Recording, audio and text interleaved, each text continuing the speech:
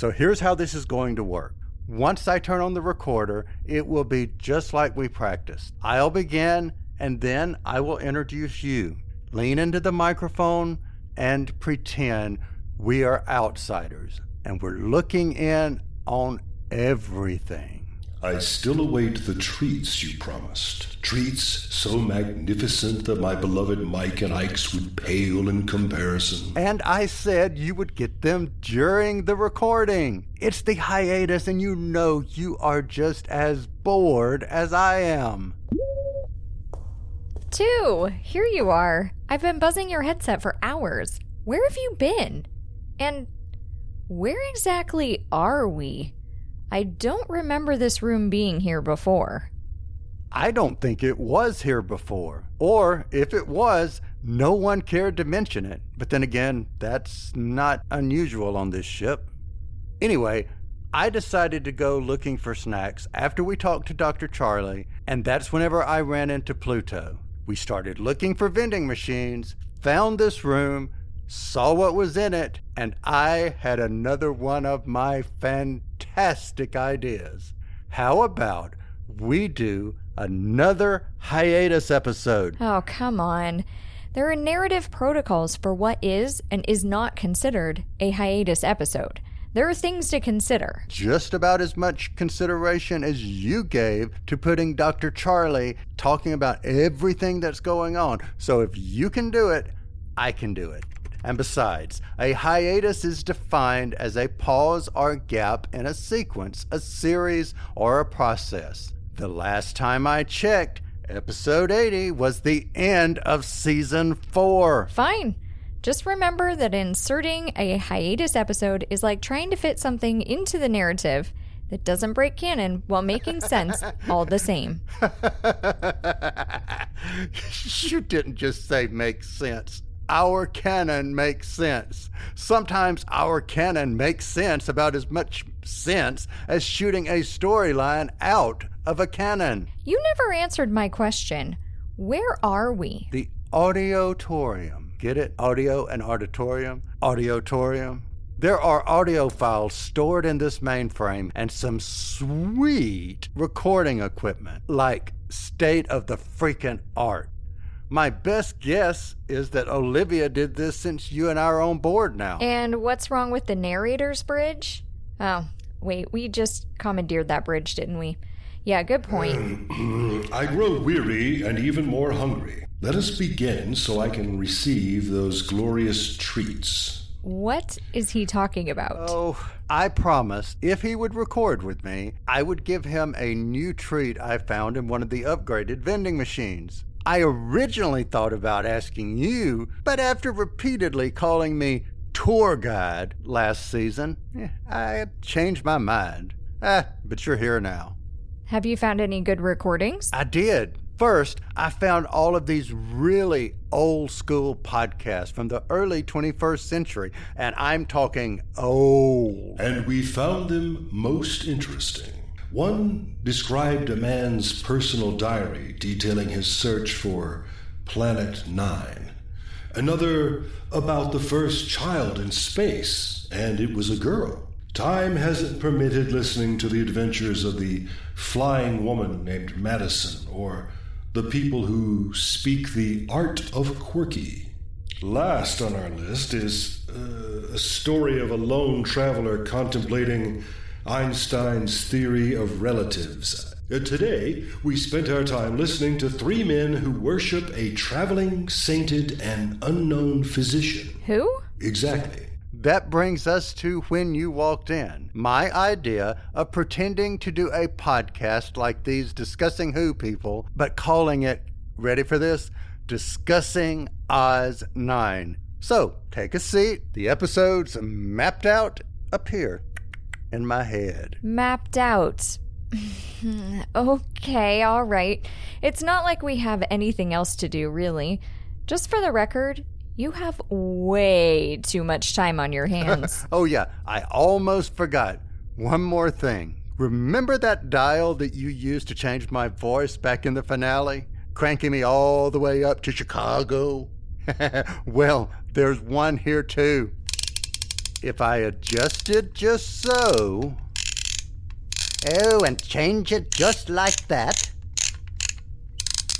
Oh, and turn this to that.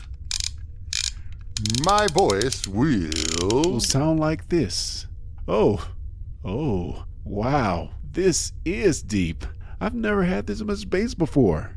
So, tell me, what do you think? Interesting. You sound familiar, as if one should recognize the voice. I know, right? Who knows? Maybe I'll keep it. For a few minutes at least, but then back to the drawl. I mean, normal. Okay. Got my notes, checking the recording, and it looks good.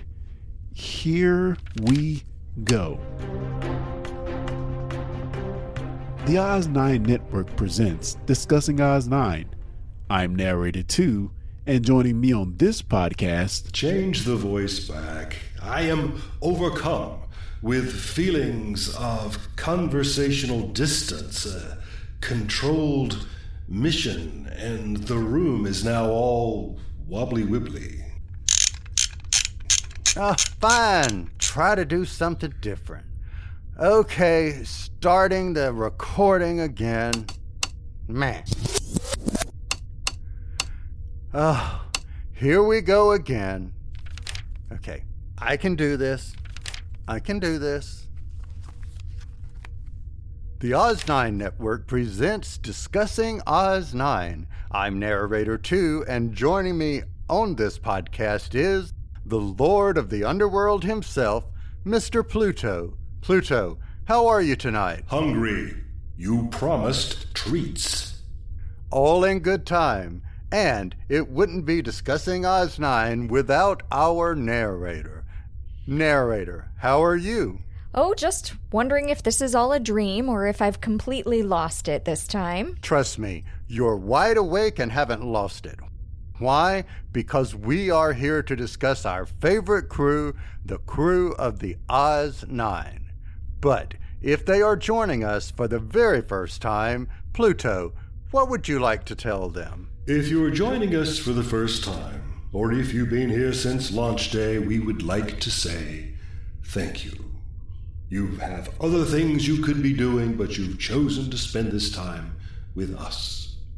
Thank you. Narrator, if they would like to find this show or to join the conversation, how could they do so? They could join the Podcast Nexus, formerly Cast Junkie, Discord server, or connect with us on the web or via social media. You can find out more information at oz-9.com. Alrighty, thank you both. So, for everyone listening, if you have not listened to any of Oz 9, and particularly Season 4, put us on pause, go listen, come back, because from this moment forward, spoilers. Spoilers. Spoilers. Spoilers. Alrighty, the spoiler warning has gone out, and we are back to discuss Oz 9. It's been a hell of a year, and the Oz 9 ended up at a vastly different place than where we started at the first of the season. It took us some time, but we made it. So, some review. What are your thoughts? Pluto, I'll start with you. Some review. What say ye? For starters, my beloved and I are now traveling the stars. What better outcome could there be? But what did you think of everything that happened? Remember, we're supposed to be reviewing. Come on, reviewing. Oh, yes, reviewing. Let me think upon this for a mere moment. I suppose I found it interesting. I suppose, if one truly wishes to pull back the curtain, it was a transformative year for the show. Voices transformed. Characters moved in both space and story. The narrative advanced. I can't believe I'm saying this. I totally agree with Pluto. For starters, you and I are on the ship and acknowledged by the crew. Like I said earlier, do you know how many narrator directives we're breaking just by doing this hiatus episode, much less interacting with the story? But as for the story, there were ups and downs, twists and turns, and more than a few surprises. I want to talk about one of those twists. And spoilers for episode 77. We are here on this ship today because of the Albatros's sacrifice. I, for one, did not anticipate that. And do you know how hard it is to surprise an immortal deity? I think, for me, this was the standout moment of Season 4. As an example, go back and listen to the conversation between Albie and Colin at the start of episode 75. Beautiful moment that makes what comes later even more of a punch in the proverbial gut. Ooh, proverbial gut. I like that. That was good. But not as touching as when my lady and I stood upon the hill and professed our love. Anyway, I remember how angry I was that we lost our favorite Terminator in a pencil skirt. The tender moment between Colin and the Albatros in 77. It broke my heart. I mean, literally broke it. Oh, narrator, did you fix the flashbacks? Yeah, I think so. See? Oh my god.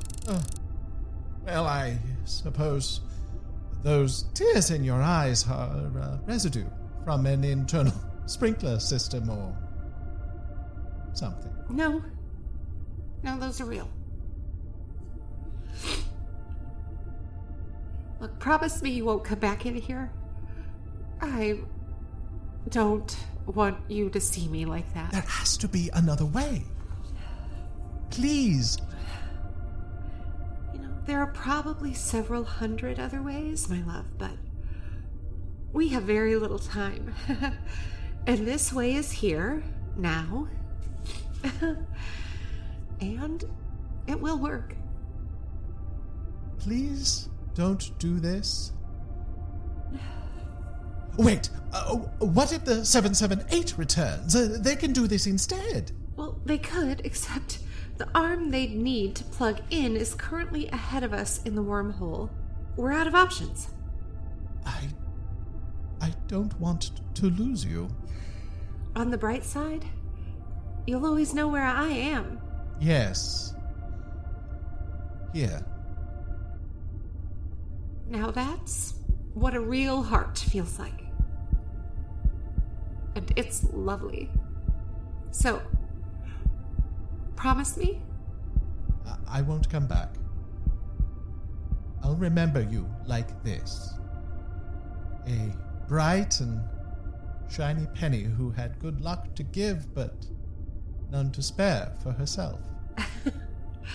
Yeah, I prefer the Terminator in a pencil skirt, but I'll take it. I love you. And I you. Go to the bridge. Tell them to turn on the bridge intercom, but not the camera. I'll need them to tell me when the time is right. Fly, Colin. Quickly. Wait! The power surge. Will it hurt? Not nearly as much as this. Go. Do not look at me. I always knew you were a big softie. May I give my favorite moment? Oh yeah, sure, go for it. My favorite moment had to be Leet's decision to stay behind and work with the plants. Wait, where are you? I'm on... Didn't you hear me go through the t-shirt gun thing? Well, hold still, dearest, and I'll bring you aboard. Actually, no. I'm staying here. What? I'm going to be sort of a liaison officer. Turns out, this thing happens to their kind a lot. The plants sequester hothouse gases, which eventually could kill them because they need sulfuric environment. Seriously messed up system. Oh, what does any of that have to do with you? There's lots of planets around that have too much sulfur. I'm going to help them communicate for trading purposes. Some of the moss came through too, so we're going to market a universal sleep aid. Smart, right? But we need you on the 9. Do you, though? Of course we do. Yes, we do, you great lummox. Of course we do, yes. I mean, you've got a huge team now, and they take up a lot of extra space. But I need you on the 9. I know. I'm really sorry about that. Oh, pneumonia was really sad after the Albatros left, so she's going to stay with me. I'll miss you, Liv, but this is the best place for me. drop by and say hi sometimes. While we're pretending, let's pretend that all that happens on the Oz9 is written by someone sitting in her home, making it up as she goes along, and writing it all down. Are we all assumed? Okay, good. Now that we are all assumed, if what I just said were true, this woman who writes our story, how utterly brilliant is she? Think about this. Who out there listening to this podcast hasn't wondered if there was something more to Leet than symmetry? Something just under the surface that, once revealed, might have been obvious all along. By giving us these little hints along the way, and then giving us this ambitious, bonkers, and just fun finale, seriously, utterly brilliant. I do believe I like this make-believe. Keeping that in mind, take me, the Lord of the Underworld, traveling on a spaceship with a robot zebra and an assassin named after a yappy dog. We have not one but two narrators who converse and interact with both those on the ship as well as others beyond the fourth wall. We have two captains, unresolved or forgotten plot lines, a pipistrelle, and a snarky know-it-all green ghost of a child.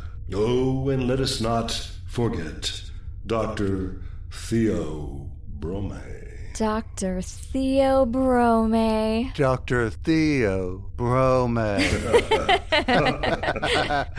I know narrators aren't supposed to have favorites, my little piggies, but since you mentioned Yappity Dog, why don't we go all the way back to one of my all-time favorite Les Bichon Frise moments. Hey, little piggies. Time to let the big bad wolf in, or I'll hoof, and I'll poof, and What?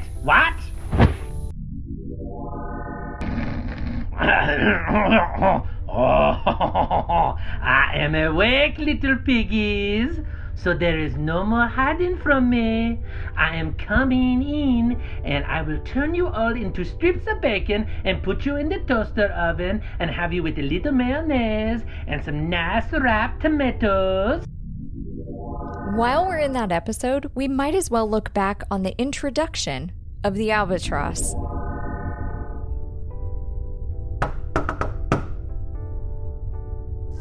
So, thoughts, anyone? Don't open it! I don't have an Oz9 body tag! But you do have a Gated Galaxies approved tag. That should be enough. Oh, should. Should is completely fine. Really, I'm absolutely 100% happy to fling open that door and let a robot designed after one of the world's greatest assassins walk on in on the strength of that should work. Okay then. Shit. Language. She looks like my high school librarian. I look like everyone's high school librarian, dear. You'd be astonished how conveniently invisible that makes me. May I come in? Or are we conducting this conversation from the corridor? No sudden moves, Marian the librarian, okay? Or you'll what, exactly? That ketchup bottle you're holding hardly looks lethal. Though, it has been modified and no longer meets G2 specifications, and, as such, must be eliminated.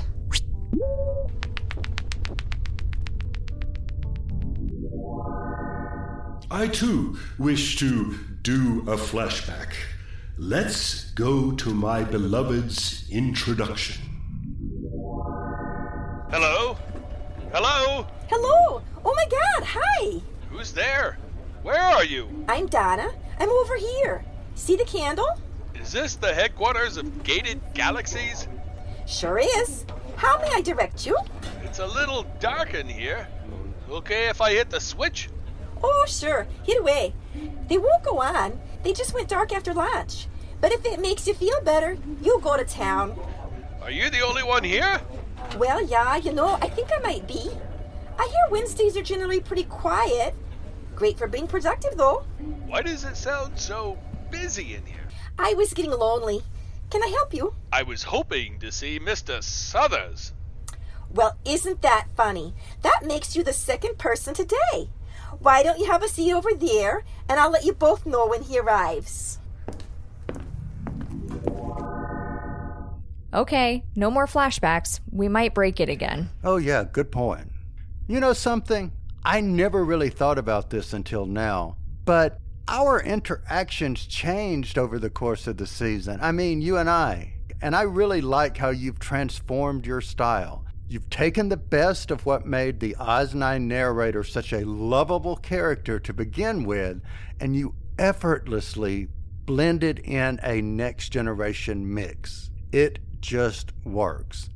Thank you for being my end credit inspiration in the past to now being so much fun to narrate with today, even if sometimes you do still call me tour guide. Thank you. That means a lot, tour guide. Alarm. Alarm. Alarm. Oh, the alarm. Alarm. I love the alarm. Alarm. How do you even know about the alarm? You weren't on the ship anytime the alarm alarmed. Wasn't I?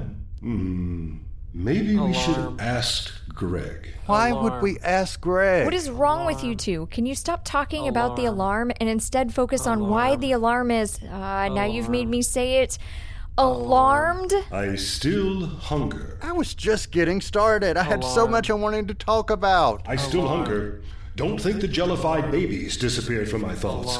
I begin to wonder if anything could be better than Mike and Ike. Did you turn off the recorder? Oh, no, sorry. Totally forgot. Alarm. Kind of lost it there for a minute. Alarm. But I guess you could say I kind of lost my recorder. Oh, God. Alarm. Alarm. That's one way to get them out there. I mean, what if they found, spoilers or not? I'm going to give you a spoiler for season 5. There's so many recordings in here. I could use Mrs. S's cane and maybe send some of these files back in time and make them into a podcast. How's that for crossing your own time stream?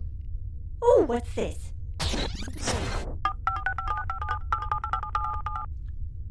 Hello, Discussing Who podcast. This is Le Bichon Frise phoning in from aboard the Oz9.